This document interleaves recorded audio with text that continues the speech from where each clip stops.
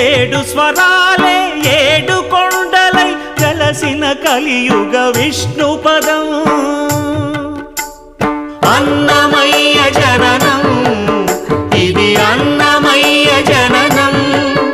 ఇది అన్నమయ్య జననం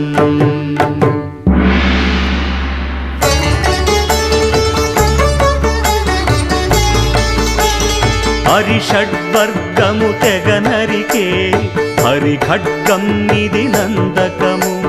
బ్రహ్మలోకమున బ్రహ్మా భారతి నాదాశీసులు పొందినదై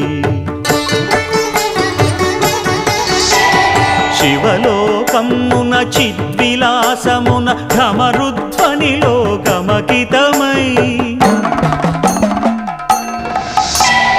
దివ్య సభల